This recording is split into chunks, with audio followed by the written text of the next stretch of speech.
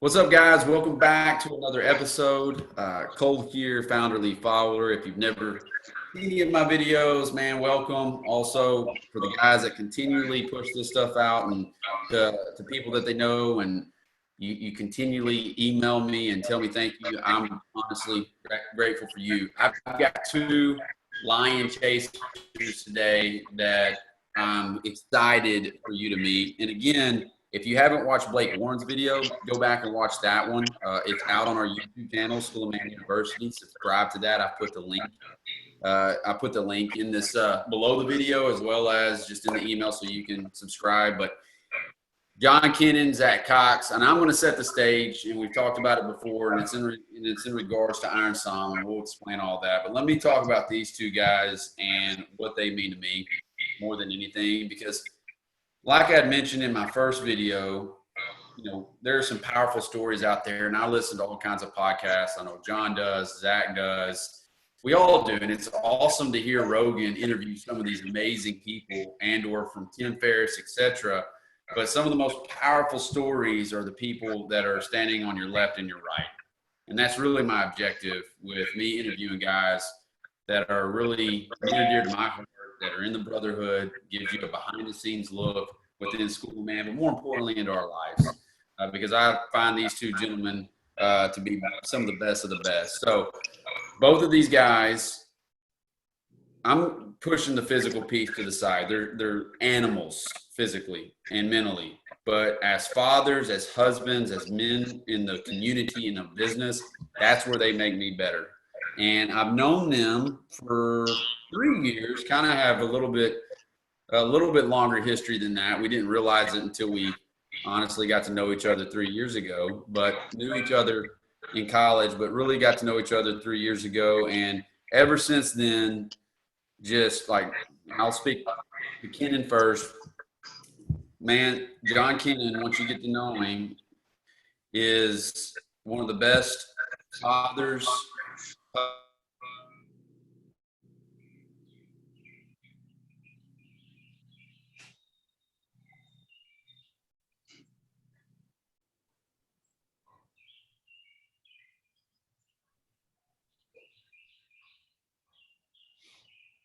Make everybody better around him.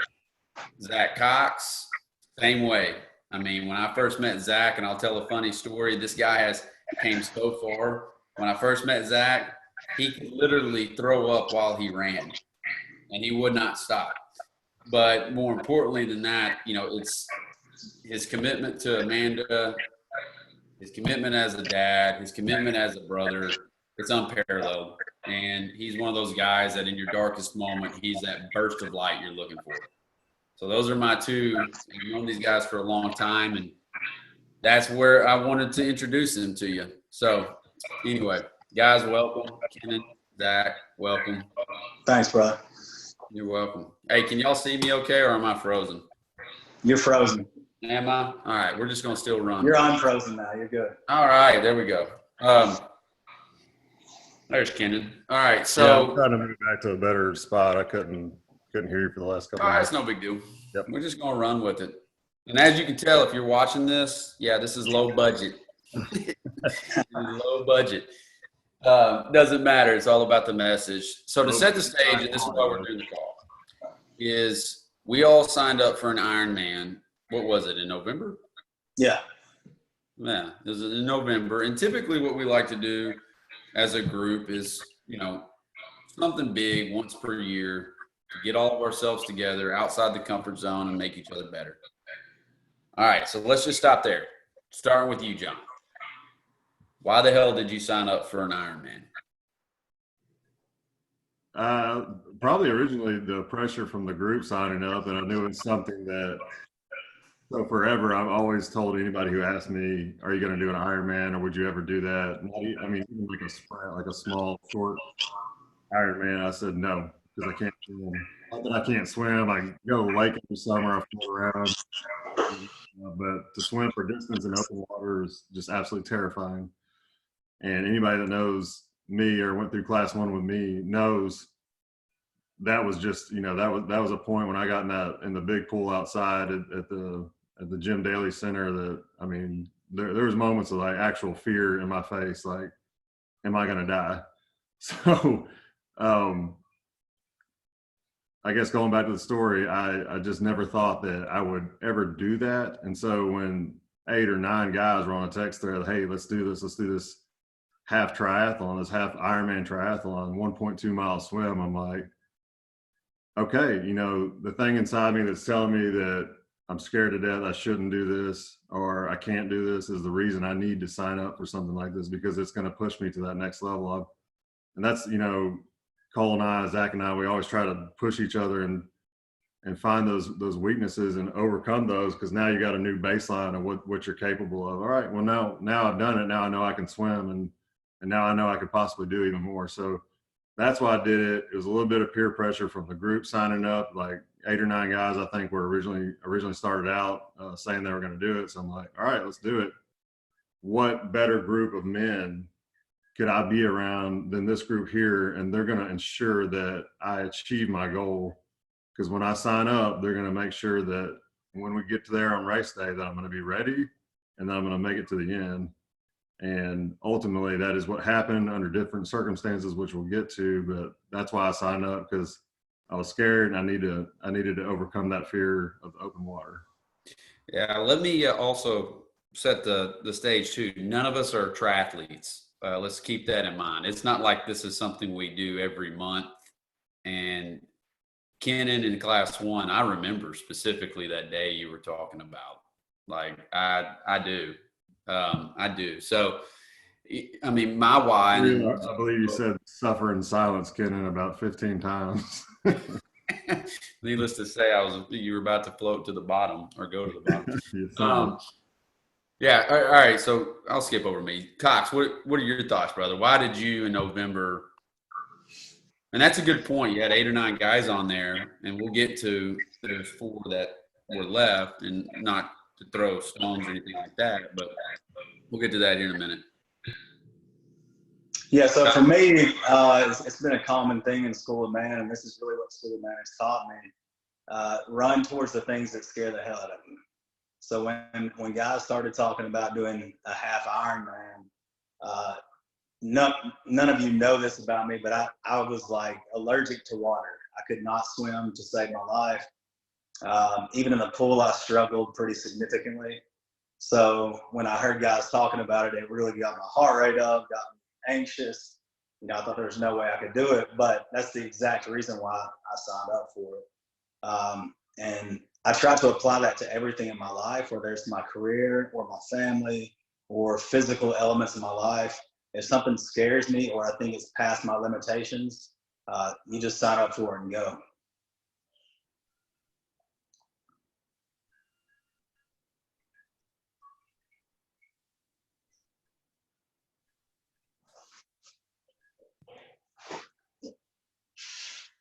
Cole, you're on mute, bud. Call you muted. Yeah. Told you guys this is a low budget production. What I was saying is 3 years ago, I wasn't a strong swimmer either. Like none of us were. It's like that whole thing goes. You ask a guy, hey, can you swim? Oh yeah, I can swim. And then you actually start swimming and it's totally different. So to see the 3 of us, to me,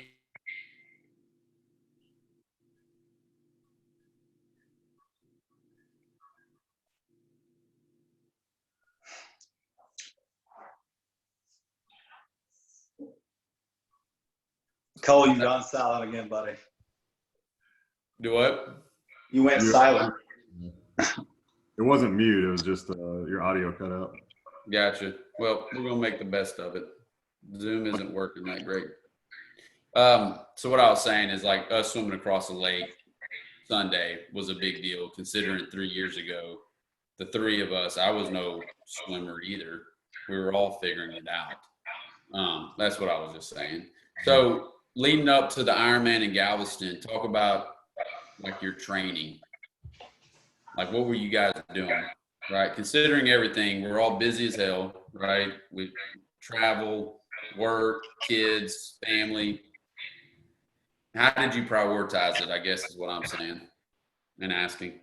Yeah, I know, Cole, that you followed training guideline that we were given, and I honestly really didn't do that. I made sure I showed up every 2 minutes to swim. I tried to get an extra swim in. When I could, me and Zack, when we go sometimes, and we'd try to get like an extra 2,000 every week if we could. I got the bike trainer, probably bought the wrong one, but it got the job done, which what I mean is that it allowed me to train when it was cold, when it was dark outside. I don't want to ride a bike in the dark and go head over heels or anything like that. So the trainer allows you to train through the winter when you got the bad weather and the darkness most of the time. So I popped that thing in front of a TV, and instead of like sitting around watching sports, I'd be on my trainer and just ride for an hour and a half or 2 hours while a basketball game was on, when I'd normally just sit there. So that was a good transition for me, not to just sit around, but be more, use my time more wisely in training. I always wondered how triathletes found time to train, but the trainer on the bike part makes a huge difference, because you can do it inside when the weather's bad. And then running, me and Zack eat thunder and lightning and hail and whatever and rain. So the weather didn't matter outside on the running. We'd go no matter what. And we kind of held each other accountable on that. I remember one morning, it was about a month ago, and it was raining outside, Zack, and I texted him. I'm like, "You sure you want to go?" He's like, "Nope, but I'm chasing my future me, so meet me there." I said, "Roger that, I'll be there." If I hadn't had that accountability, I don't think I would have shown up. So, having that partner to train with is a huge portion of that for me. Makes you show up when you want to quit. Did you ever hit the messy middle in your training? You know how a lot of people get excited about the beginning and of course the event, but in the middle is where a lot of people. I don't think so. I don't think I did as much as I could have training wise. I think looking back, I should have started earlier with longer rides and longer runs than I did. But actually I felt like I gained intensity as it went, especially the month leading up. I was like, I want to run more. I want to ride more. I guess February would have been the messy middle part. And I felt like I started gaining momentum at that point, and kind of settled into it. I'm not saying this in any bragging way whatsoever, but for me, the messy middle was really the beginning. It was like getting started. What do I do? How should I allocate my time? And then once I kind of figured that out, I was just determined to do something every single day. And yeah, I kind of gained momentum. I didn't hit the middle. What about you, Cox? Yeah, so on my training, I swam at least one day per week. I think most of my training, I focused around running, because I knew if I got my cardio and endurance up, that I could hammer it out on the bike and I could get to the swim just fine. So I ran probably anywhere from 20 to 40 miles a week for the months leading up to the event. That really got me ready. I did kind of hit a messy middle with my diet, and I wasn't getting the effectiveness in my training that I thought I should. So I would say probably around February, I cleaned up my diet, and it made a significant difference in my training. Really the biggest thing though was the accountability piece. Anytime I needed some motivation, Jon was there. We trained hardcore for this thing. And when I didn't feel like going, he would make me go. And when he didn't feel like going, I would make him go. So. All right. So now let's kind of transition. COVID happens, and we were to go to IronMan in Texas, in Galveston, and the water temp, I think it was supposed to be in the low 70s, flat. Of course, wind coming off of the ocean, a good beginner's course. And that's why we honestly chose it, just to kind of crawl, walk, run, if you will. So COVID happens, and we have to shift focus because IronMan cancels their events just like, everybody else did. So Zack, you're the one that coined IronSoM. And at that moment, and this is just, and who's not on here is Mac. He's the fourth guy that completed it, and he's in Colorado who did it on his own, which is impressive as hell. We made a decision to keep our promise with ourselves to move forward with it, regardless if it was under IronMan's name or not. And so like, that's my next question to you, Jon, is, and it's going to be, I know what the answer is going to be, but why? Like, why would we continue forward when everybody else stopped? What was your reason? I just saw COVID, you know, when they canceled the NBA that day and then they canceled school and then so on and so forth. I think we text each other like, it's just a matter of time before all these events, these marathons and these Ironmans are going to be canceled. And lo and behold, you know, that email came, we all saw it, and all it did was change the destination. And I know, Cole, you were like, let's go down to Houston anyway. I'm like, probably not a good idea, you know, with the situation, the circumstances that are going on in the country.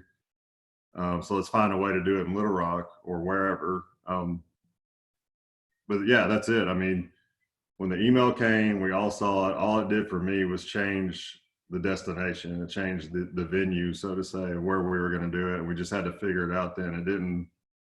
It was never in my mind that we weren't going to do it because of some virus going around or whatever. I mean, I don't know. It was never an option to not do it, I guess.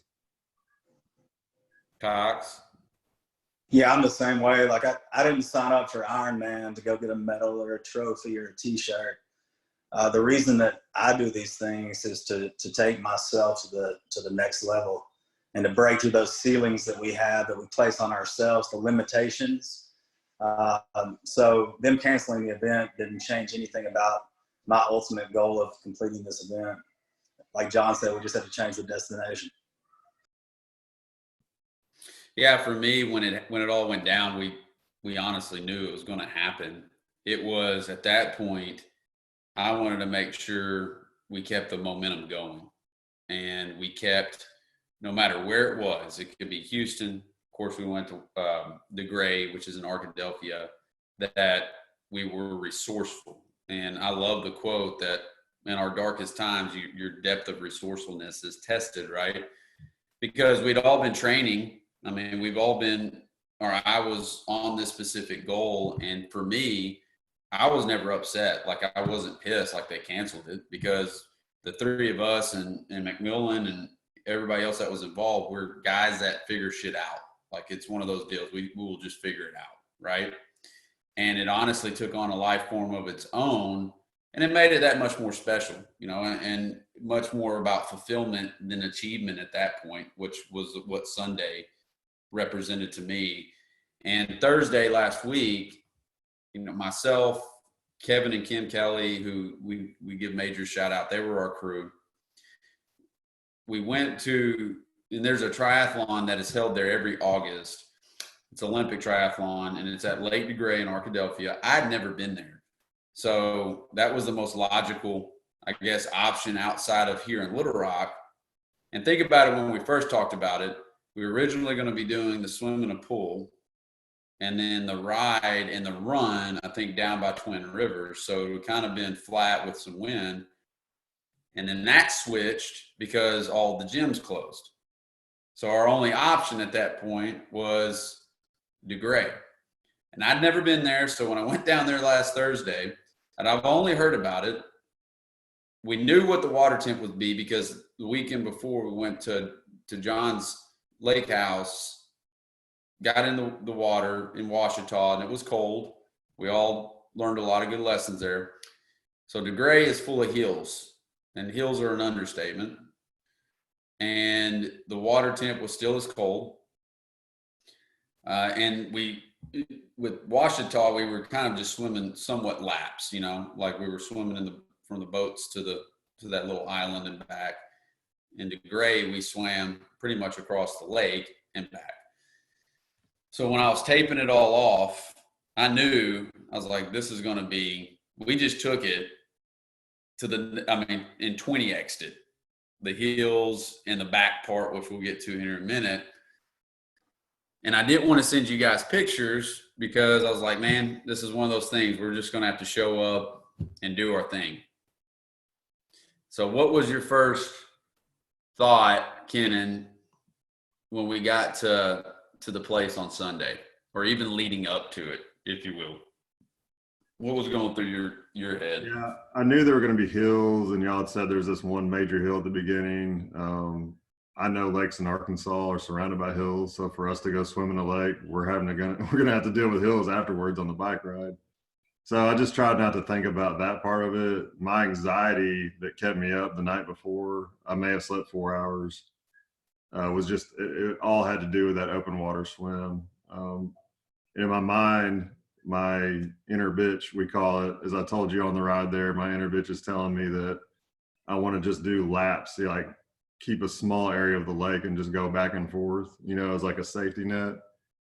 And then you kind of told me about the island and then the shore and then the triangle we were going to do. I'm like, okay, at least we're breaking it up into thirds or quarters or whatever. But we got there, I saw the island. I'm like, man, that island is way out there. It was very intimidating. And then Kevin said, well, we're not going to even stop at that island. We're just going to swim 1,000 meters straight out in the lake, turn around and come back. I'm like, okay, yeah. I don't know. I mean, I didn't even know what to think. I just tried not to think about it. Think how much little stuff changes on the fly that your mind has to adapt to. Right. Because that wasn't anything Kevin mentioned to me, because when we were out there on Thursday, guys, it was swim to the island, swim to the corner, and come back. I'm like, okay, it's a triangle. And he's like, oh, no, screw it. We're going straight out. Oh, all right, we're going straight out. Because I remember you looking at me and saying, man, that island is intimidating right now. We were in the water.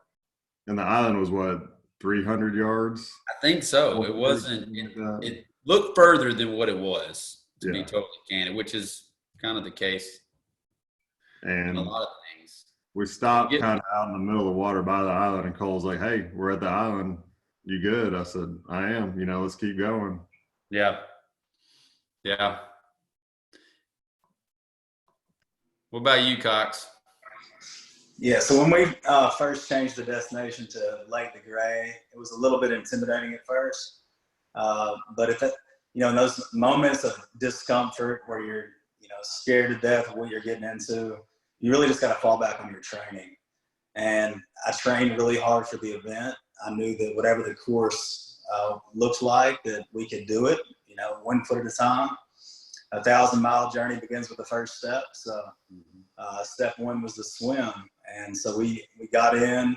It was a little bit intimidating changing up the course to swim across the lake and back, but we got in and we just started swimming, and next thing you know, we were at the turnaround point. So, and then on the hills for the bike is what really got in my head out of the gate, because that first hill was a pretty steep incline, and I remember thinking about 2 miles in of a 56-mile ride that this seems impossible. I don't know if I can handle this. And so I had to quiet those negative thoughts in my head and just hammer it out 1 mile at a time. What about let's go back to the water. Your heart it raced away from you in the beginning. Kind of talk, someone's out there watching, and talk about nerves, butterflies, but really how you got it under control. And then you got into a groove. Right. So that actually happened twice out on the initial swim across the lake. I started having some anxiety. My heart rate started climbing. And so, but I just fell back on my training, and we teach that the breath is everything. So I just stopped where I was, and I focused on my breath and got my heart rate down, and I was able to continue on. So, sorry for the dogs in the background. So when I got to see it that Thursday, the hills for me, and I trained for hills, but not to that length. You know what I mean? So when I got to see the full course, it's different riding in a car than riding on your bike. It wasn't the swim for me. It was the length that we were going to do that twice. right? And I knew that we couldn't consume that in one big bite. So I pushed it out of my mind, knowing that there was more hill outside the one we initially saw. Because when we pulled up, we knew the water was going to be cold. All right. We knew we had dealt with it the week before. Your heart got away with you a little bit. Kennon dealt with anxiety. We all had some form, some fashion. We'd be liars if we said we didn't. We conquered it, felt good. We get out, then we get on the bike. All right. So that's the second phase of this IronSoM. I'm not going to lie. That was the darkest spot I've been in, probably top 3 in a long time for me. And y'all know me. It takes a lot to get me to that place. But Jon was talking about that inner bitch. And my bike, and this is just a lesson learned, I didn't know what the hell was wrong with it. I'm like, my entire time, my mind was, this is bullshit that I'm putting out this much effort to get this little in return. I told you guys, I was like, it felt like I was in that click cycle class and freaking Peter had me turn the thing full right and all you could smell is just burnt rubber or whatever. So going up, we had that first hill, that wasn't an issue. Then you go through over the bridge and then you get like, it comes to the second hill. And I pulled over and Kevin goes, man, there's something up with your bike. Your gears aren't working or, whatever. I was like, no, I'll get it. I'll just get in the groove here in a minute. Never really did on that first go around. So Kennon's crushing it. You're crushing it. I know, Zach, you had some issues with your bike too. And there's some lessons that both we learned in that moment. So we get to the turnaround and on the way back. And what was your saying, Kennon, the entire time on this? I mean, we literally were training for flats and then we go and we 20X this thing. We might as well have been freaking climbing Everest at that point. That's what it felt like to me. But what did you keep saying? I can't remember off the top of my head. Something like she giveth and she taketh away. And the meaning of that is there were some good downhill stretches where you could, hit 26, 28, 30 miles an hour sometimes, but they were short stints. But as soon as you got the bottom of that hill where you could relax a little bit, man, you're at the bottom of another hill going back up and she taketh back away. So she gave you a little relaxation, a little time to stretch your back and just ride it out. But it was not worth the consequence of the hill that was awaiting you at the bottom. And it was an absolute grind for 56 miles. And so the lesson for me was just, and I was next to Zach when you were having those issues. I'm like, just take the hills for what they are, enjoy it, take that time and stretch out whatever you need to do, move around. Because you're going to have to grind it up a hill as soon as you get to the bottom or whatever it was, it was rolling just the entire time. On that first stretch before we took the right, like mentally I was there. I was like, I'm just getting warm. I'll figure it out, right? I'll figure it out. But that inner narrator was starting to creep up. I seriously thought at that point, I was like you said, Cox, am I going to be able to do this for 56 miles? And I'd already ridden 56 miles, 40 plus miles. I mean, I was riding 100 miles a week. So I was getting pissed, like at myself more than anything. Couldn't figure it out.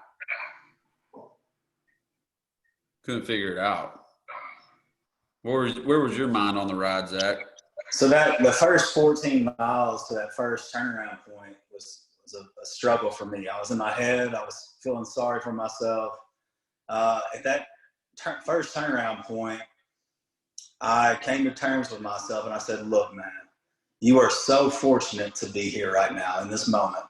And I was looking at you and I was looking at Jon and I was so grateful for the brotherhood that we have. And I looked around and I thought about all this stuff that's going on in the world right now, the COVID, people losing their jobs, trying to feed their families.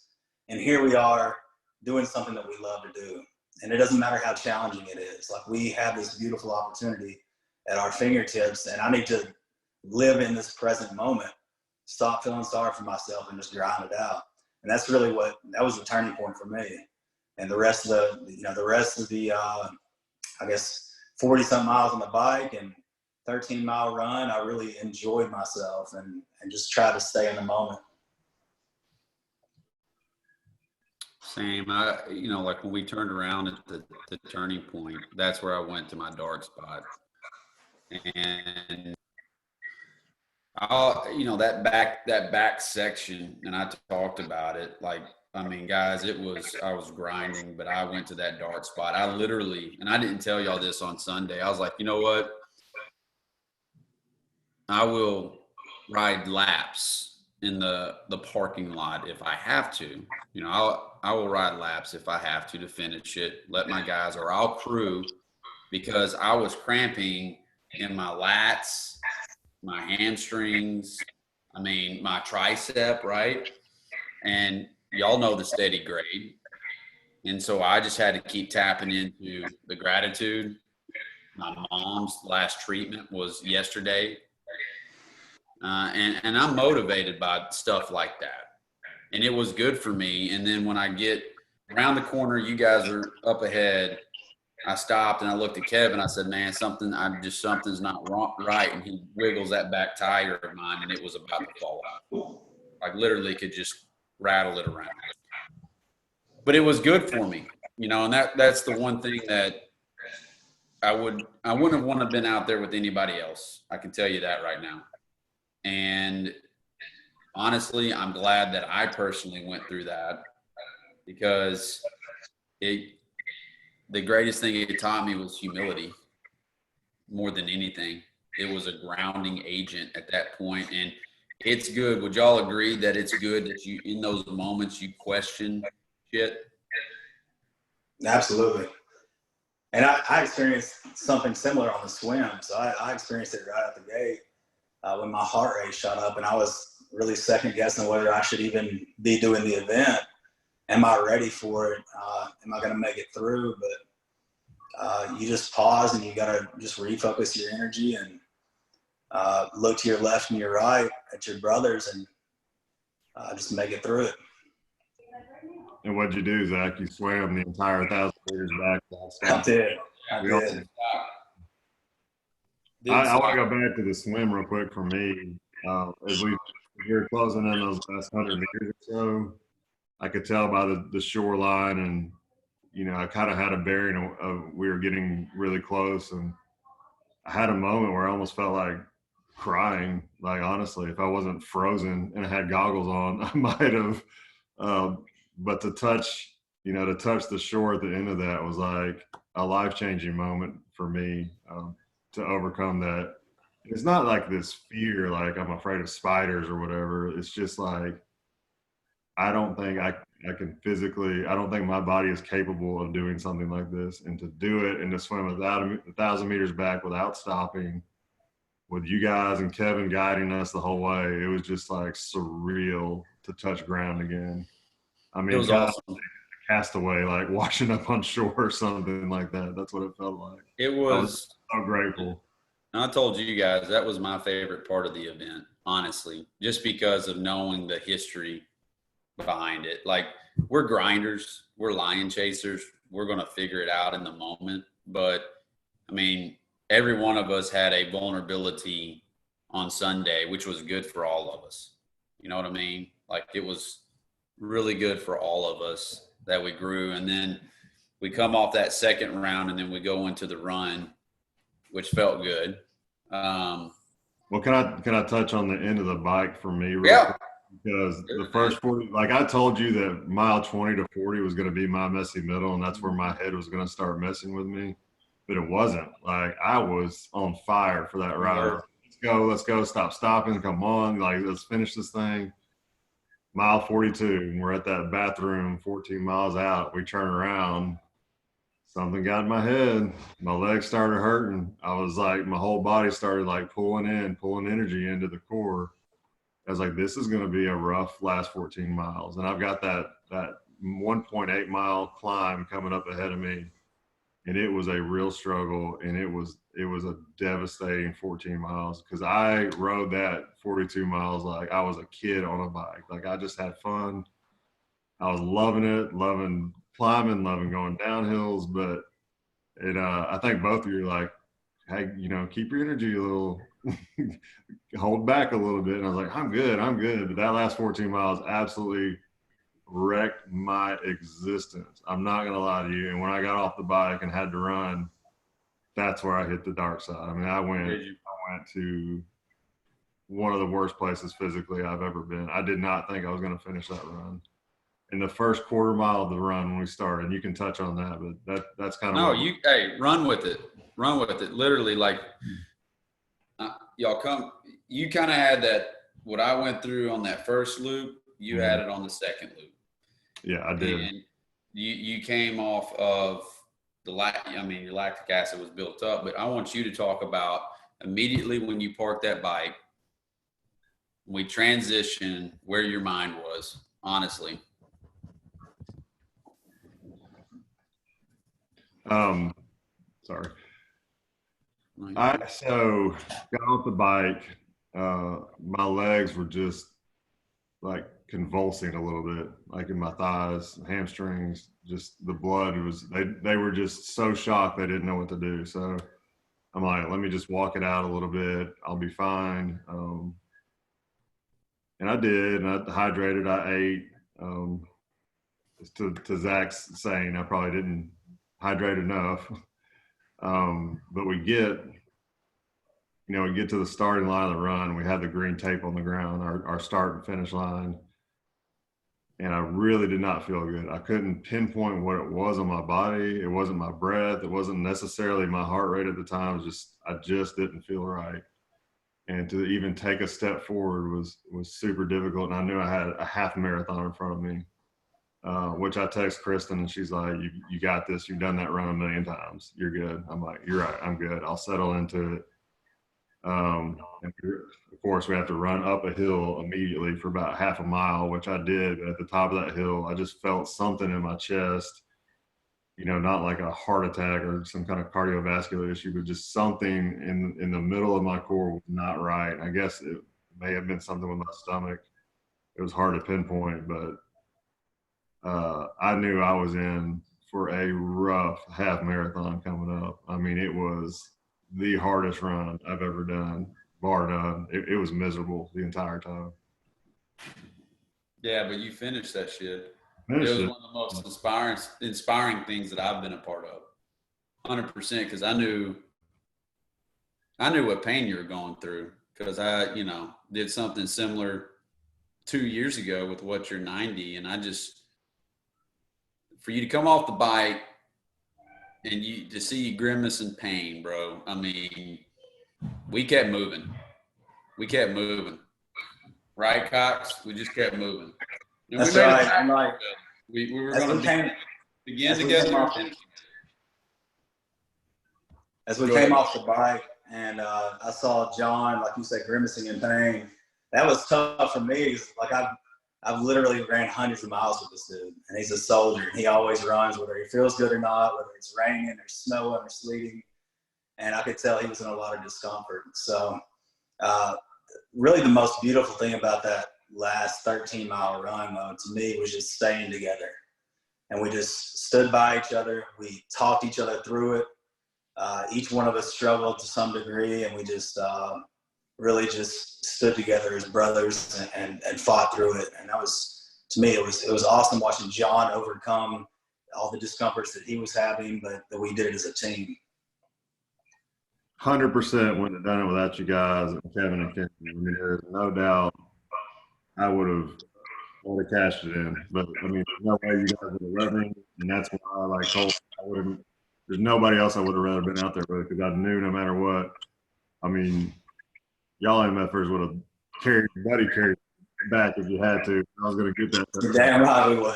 We would have all done it for each other. That's the thing. Yeah. And I think that's, like, it was good for the three of us in three different ways. It was good for us, meaning like we all had our own growing. We all grew, and I mean, we get back, Kevin putting together those IronSoM. I mean, that was one of the most touching things. I mean, like yeah, there we go. They made me better, like Kevin and Kim on their, I mean, think about how selfless they were. Like they just 7-8 hours they were out there just basically serving us the entire time.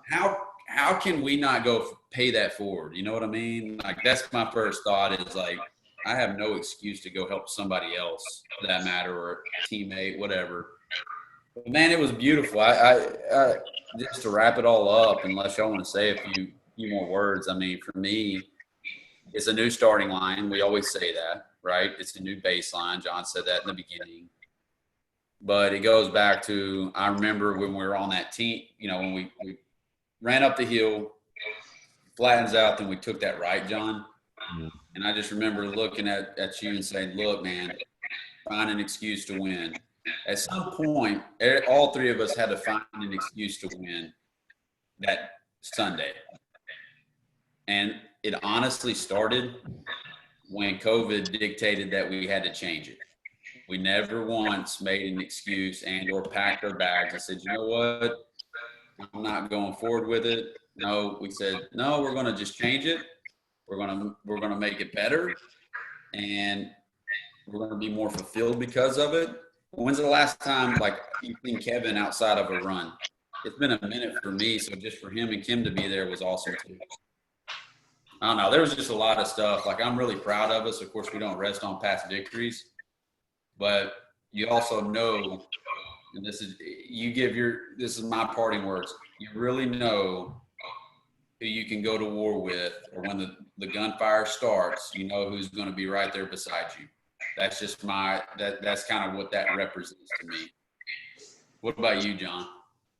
Yeah, to Your touch parting. Kevin and Kim a little bit again. You guys are there pushing me and motivating me during the run, but to know that they gave up their entire day on their anniversary, and they were driving 4 to 6 miles an hour while we ran a half marathon with their flashes on just to support me. You know, just, I mean, it was us, but for me to see them and what they did is like, there's no way I'm not completing this thing. It was just more than you two being there with me. It was that support team. And I'm just, you know, forever grateful for that, because every little thing in these events matters. Every little decision, every little support, every little word of motivation, it all matters in the heat of the moment. And it's hard to process it while you're doing it because all you feel is pain. But upon reflection, all those little pieces, I'm just so grateful for you guys, so grateful for Kevin and Kim and the whole School of Man community, everything. It's life-changing, seriously. Yeah, and like Kevin and Kim, the thing that really stood out to me was not only did they come out and serve us the entire day, but they were more excited than we were to be there. And that really showed their true selfless, you know, servant's heart and what true brotherhood is. They gave up their entire day for us and just, you know, just slowly followed behind us and made sure that we were okay. And that's huge. That's huge. So. And Jon and Cole, man, y'all two, I can't express enough gratitude to you two guys, because y'all have taught me to take anything in life and have the same mentality around it. From all the hours Jon and I have trained together, from Cole and I, Cole, you're the one that started me off in all this, and I just can't thank you guys enough.